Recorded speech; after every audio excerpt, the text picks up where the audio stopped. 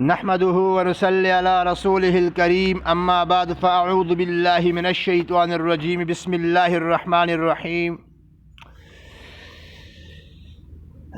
قال الله تعالى في كلامه المجيد انا ارسلناك رحمة للعالمين صدق الله العظيم وقال النبي صلی اللہ علیہ وسلم انا خاتم النبیین لا نبی بعدی۔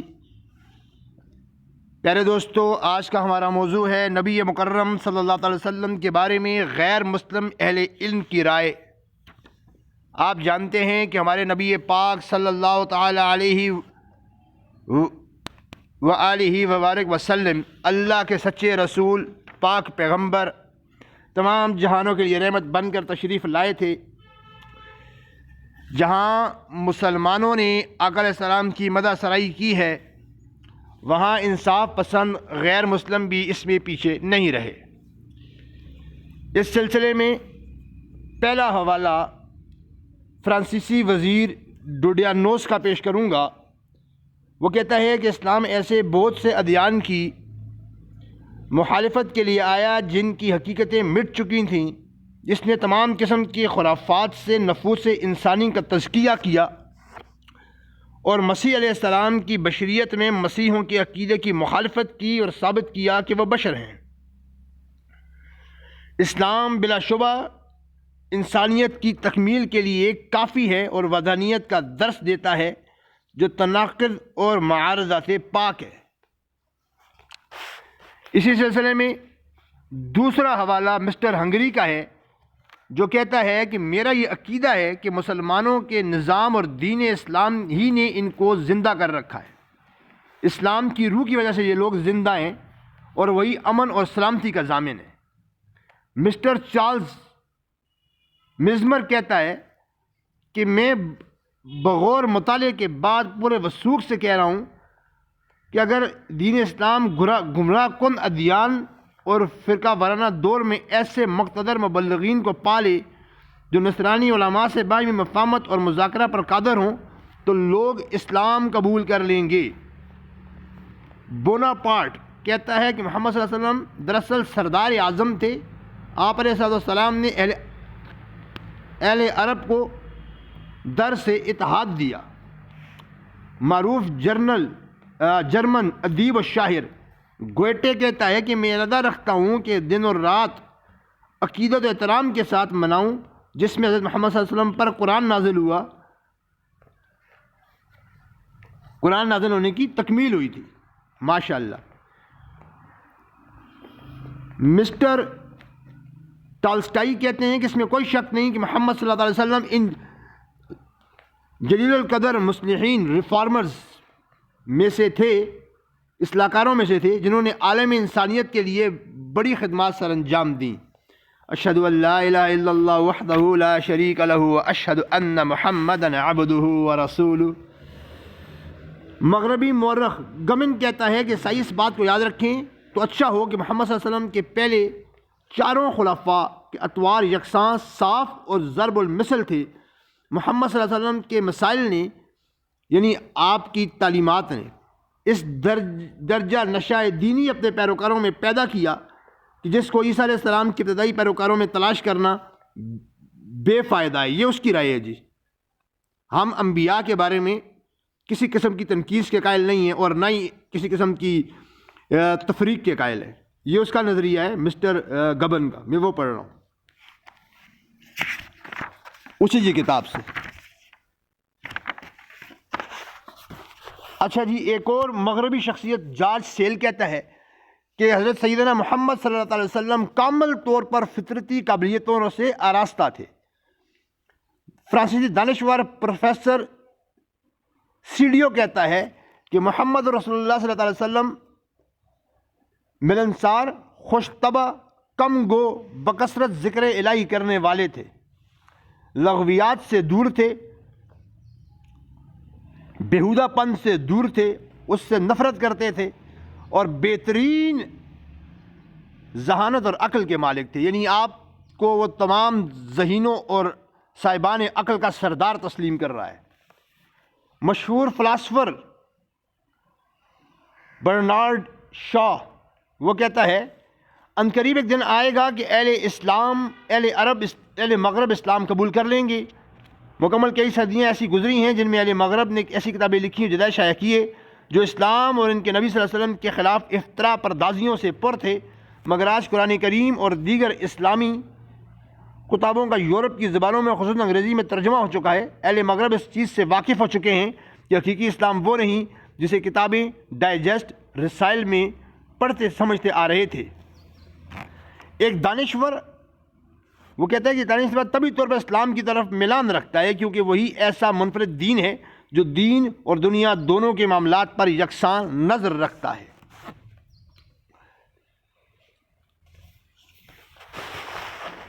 اسی طرح پادری دال ریلن بیڈی کہتا ہے کہ مسلمانوں کا مذہب جو قرآن کا مذہب ہے ایک امن اور سلامتی کا مذہب ہے۔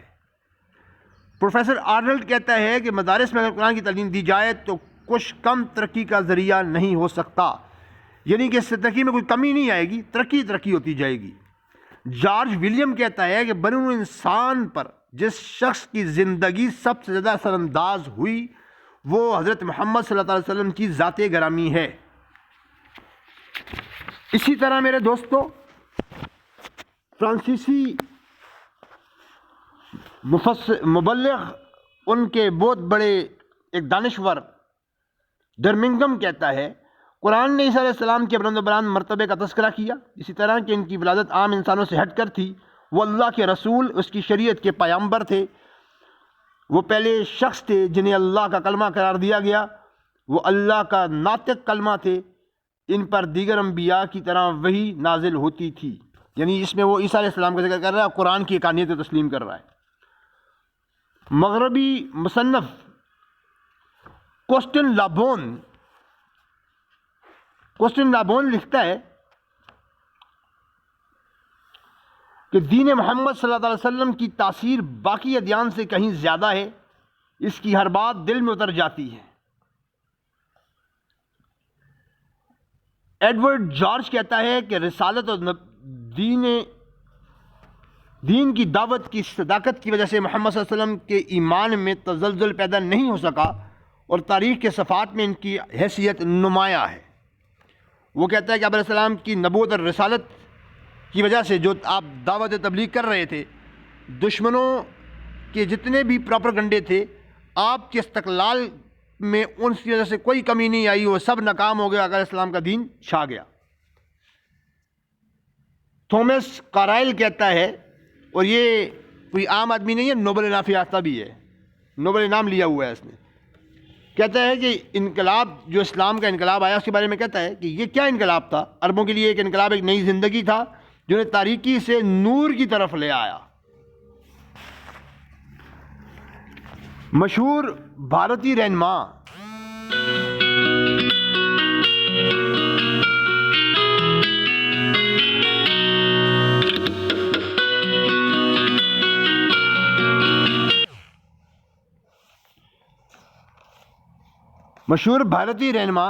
مہاتما گاندھی کہتے ہیں کہ جب مغرب پر تاریکی جہالت کی گھٹائیں چھا گئی تھیں، اس وقت مشرق سے ایک ستارہ نمودار ہوا، روشن ستارہ جس کی روشنی سے ظلمت کے قدے منور ہو گئے، یعنی ظلمت مٹ گئی اور نور آ گیا۔ دین اسلام باطل نہیں ہے، ہندوؤں کو اس کا مطالعہ کرنا چاہیے تاکہ وہ بھی میری طرح اس کی تعظیم کرنا سیکھ جائیں۔ مشہور انگریز مصنف بیکارڈ کہتا ہے کسی امی کے لیے ناممکن ہے کہ وہ ابتدائی میں مسلمہ حقائق ایسے علمی انداز میں بیان کرے کہ اس زمانے کا ہر فرد ان حقائق کے اداروں کو بیان سے عاجز ہو، پھر وہ امی حقائق کا انکشاف اور وضاحت اس طرح کرے کہ اس میں ادنا سی غلطی بھی نہ ہو۔ یقیناً وحی کے بغیر ایسے معجزے کا امکان ممکن نہیں۔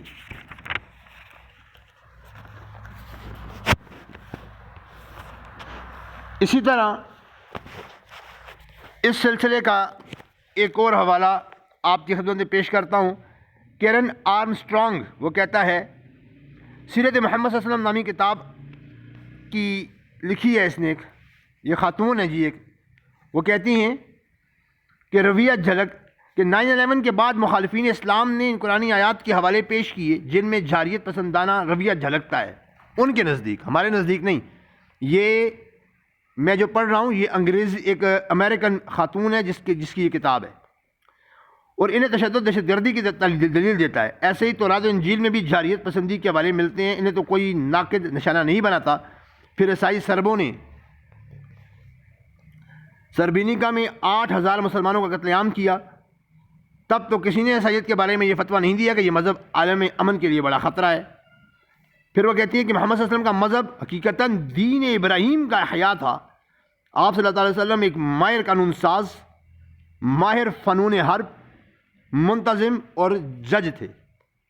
یعنی آپ صلی اللہ علیہ وسلم انصاف میں، معاملہ فہمی میں، انتظامی امور میں، قانون سازی کے اعتبار سے، یعنی ہر لحاظ سے آپ علیہ السلام ماہر تھے، کمال رکھتے تھے. یہ آپ صلی اللہ علیہ وسلم کی شخصیت کے مختلف پہلو تھے کہ خوفناک قبائلی تعصب کا خاتمہ، عورتوں کو ان کے حقوق. یاد رکھیے یہ کیا کہہ رہی ہیں کیرن آرمسٹرانگ، عورتوں کو ان کے حقوق. مغرب بھی تسلیم کر رہا ہے کہ اسلام دیتا ہے یہ حقوق، خصوصاً وراثت میں حصہ دلانا، دختر کشی کا خاتمہ آپ صلی اللہ علیہ وسلم کی عظیم اصلاحات ہیں. اس نے بھی ایک کتاب جو لکھی ہے نبی پاک صلی اللہ علیہ وسلم کی سیرت کے حوالے سے، سیرت محمد صلی اللہ علیہ وسلم، اور اس کے صفحہ نمبر 21 کے اوپر یہ حوالہ موجود ہے. اگلا حوالہ خزارۃ العرب کے نام سے کتاب ہے جو گوسٹاپ لینپول نے لکھی ہے،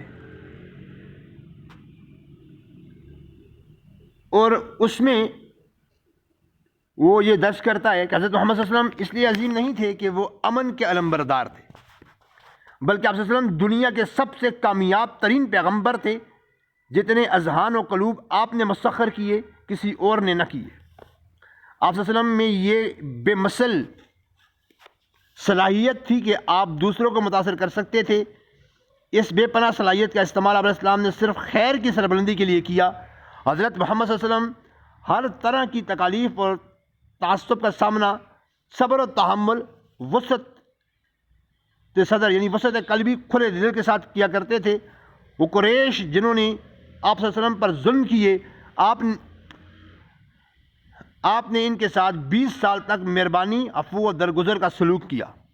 اشہد ان لا الہ الا اللہ وحدہ لا شریک لہ واشہد ان محمدا عبدہ ورسولہ. اس کے بعد آخری حوالہ آج کا، اے جی لیونارڈ کہتا ہے کہ جسمانی اور اخلاقی پاکیزگی کے نقطہ نظر سے محمد صلی اللہ علیہ وسلم ہر نوع میں سے ایک جوہر تھے. آپ جسمانی، روحانی، ذہنی پاکیزگی کی تعلیم فرماتے تھے. آپ کی تعلیمات رہتی دنیا کے لیے مشعل راہ ہیں. جس سرحد سے اسلام کی فتح ہوئی وہ خود اس بات کا ثبوت ہے کہ اللہم صلی علی محمد وعلی آل محمد. محمد صلی اللہ علیہ وسلم اور ان کے خلفاء نہایت اعلیٰ درجے کے انسان رہے. آپ کی مذہب کو کامیابی اس کے رہنماؤں کی اعلیٰ اخلاق کی وجہ سے حاصل ہوئی. ویڈیو لمبی ہو رہی ہے تو اسی چیز کو ذہن میں رکھتے ہوئے چلیں آگے بھی چلتے ہیں تھوڑا. پروفیسر گبس کہتا ہے کہ محمد صلی اللہ علیہ وسلم کے دین کا تمام نسل انسانی پر بڑا احسان ہے. یہ حقیقت ہے کہ حضرت محمد صلی اللہ علیہ وسلم بڑے عظیم رہنما تھے. ان کے علاوہ کوئی اور ہوتا تو خدائی کا دعویٰ کر بیٹھتا. یہ اس کا کہنا ہے. ایک اور فرانسیسی ڈاکٹر گستالی بان کہتا ہے جس وقت ہم فتوحات عرب پر نظر ڈالیں گے کہ ان کی کامیابی کے اسباب کو ابھار کر دیکھیں گے تو معلوم ہوگا کہ اشاعت مذہب میں تلوار سے مطلق کام نہیں لیا گیا. مطلق کام نہیں لیا گیا. یہ تماچا ہے ان جھوٹوں کے منہ پر جو کہتے ہیں کہ اسلام تلوار کے زور پہ پھیلا ہے. ڈاکٹر گوسپالی بان کہتا ہے کہ اس میں تو تلوار استعمال ہی نہیں ہوئی کیونکہ مسلمان ہمیشہ مفتو اقوام کو اپنے مذہب کی پابندی میں آزاد چھوڑتے تھے. اگر مفتو اقوام نے اسلام قبول کیا تو اس کی وجہ یہ ہے کہ اپنے قدیم حاکموں کی نسبت ان مسلمان حاکموں میں انصاف پایا. مسٹر کونٹ ہنری کہتے ہیں کہ عقل حیران ہے کہ قرآن کریم جیسا کلام ایک انسان کی زبان سے کیوں کر ادا ہو جو ایک پڑھنا لکھنا نہیں جانتے تھے. تمام مشرق نے اقرار کر لیا کہ نوع انسانی لفظ و معنی ہر لحاظ سے اس کی نظیر پیش کرنے سے عاجز ہے۔ نیپولین کہتا ہے کہ محمد صلی اللہ علیہ وسلم کی تعلیمات 15 سال کے عرصے میں عرب کے لوگوں نے بتوں اور جھوٹے دیوتاؤں کی پرستی سے توبہ کر لی، مٹی کے بت دیوتا مٹی میں ملا دیے۔ یہ حیرت انگیز کارنامہ محمد صلی اللہ علیہ وسلم کی تعلیمات پر عمل کرنے کے سبب ہوا۔ فارس خوری کہتا ہے کہ سوریہ کا ایک مفکر فارس سوری وہ کہتا ہے کہ محمد صلی اللہ علیہ وسلم کائنات کے عظیم لوگوں میں سے عظیم تر انسان تھے، ان جیسا انسان زمانے میں نہ کبھی دیکھا نہ کبھی ہوگا، اور جو دین محمد صلی اللہ علیہ وسلم لے کر آئے وہ ان تمام ادیان میں سے کامل، پورا اور اکمل دین ہے۔ اللہم صلی علی محمد وعلی آل محمد۔ میرے بھائیوں، یہ تھی آج کی ویڈیو، امید کرتا ہوں پسند آئے گی۔ وآخر دعوانا ان الحمد للہ رب العالمین۔ السلام علیکم ورحمۃ اللہ وبرکاتہ۔